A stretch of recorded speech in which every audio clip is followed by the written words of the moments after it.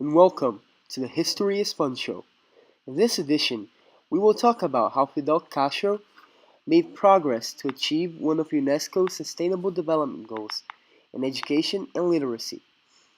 Improvements in education are considered Castro's main achievement throughout his time leading Cuba. Education was always treated as a top priority. For example, in Castro's speech to the United Nations General Assembly in 1960, Castro vowed to end illiteracy within 1 year. This attempt led to the Year of Education in 1961, which aimed to end all illiteracy in the island. Military barracks were turned into education complexes, and new schools were built across Cuba. Training campaign for 271,000 teachers were started, and they started to visit citizens home to home and acted as literacy weapons to turn their illiterate citizens into people able to read and write. Castro then took over private and church schools with the assistance of 100,000 volunteer teachers, with Soviet assistance. Most importantly, from Castro's regime, education was for all. Castro dismissed politically unreliable staff, and there was a very strong bias among faculty. Technical degrees were prioritized over those in the liberal arts. And throughout this newsroom, our reporters will reveal some insightful background in education and analysis from a Cuban scholar. This is the History is Fun show. Hello all and welcome to another episode of the History is Fun show. My name is João Carvalho, and in today's episode we will be analyzing the deepest involvements of Fidel Castro in the education branch. So it was for the first time in the History will Absolve speech where Castro outlined the importance of a better education for the Cuban rural people. In this moment, Castro has officially begun his trail towards improving education in Cuba for all its citizens. Throughout his revolutionary struggles, Castro, alongside the 26th of July movement, the rebel movement, focused on educating the poor peasants. It was always on the main pillars of Castro's revolutionary goals. So, yes, in 1959, Castro overtook Fulgencio Batista as a Cuban leader after a long campaign in the Sierra Maestra. And at this moment, he could start make change for the entire Cuban people, especially in the area of education. As you might have noticed, in this edition, we will focus on how Castro's policies, starting from 1959, progressed in the UNESCO Sustainable Goal for Education.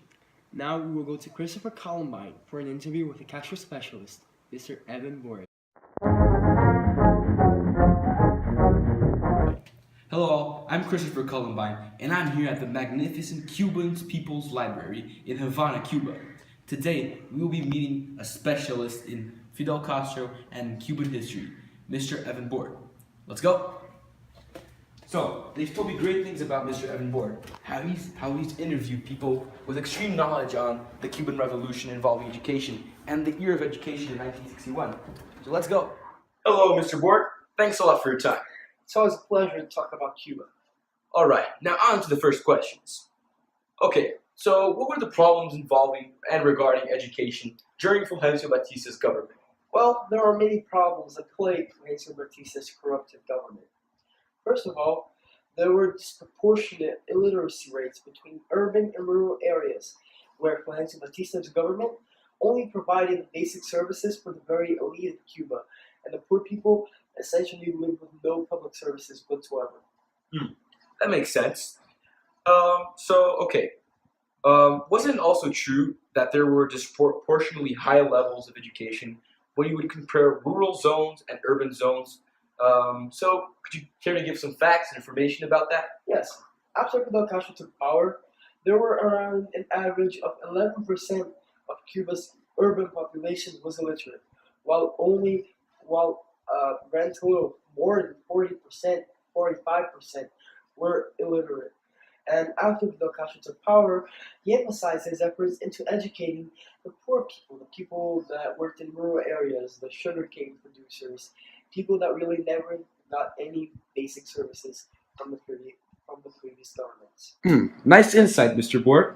Okay, now on a more serious note, once Castro gained power, what was his interaction with the schools? Well, Castro wanted to imply his theories and ideologies in the students. Castro once stated that the schools only serve to form future revolutionaries and to keep the fire of the revolution alive. That is what Castro said, and that was what he believed that the school should be, the part of the schools and society should be for Cuba. And overall, Castro's policies in education were very successful in the island. Nowadays, the World Bank classifies Cuba as being one of the leaders in education in the Caribbean and Latin America as a whole, with most of its population being able to read and write. Uh, Castro's policies made a very large impact in a country that was so underdeveloped in the areas of population as was Cuba. Also, when Castro first started, the classes that he and his guerrilleros gave to the rural people of Sierra Maestra. Right, thanks a lot, Mr. Borg, for this wonderful interview that really helped us more understand Fidel Castro's perspective for education. I'm Christopher Columbine, and now we will return to the studio with João and Arthur. Thanks a lot for your interview. That was our show, and we hope you enjoyed it half as much as we enjoyed making it for you guys. Thank you very much, and have a good night. Have a good night.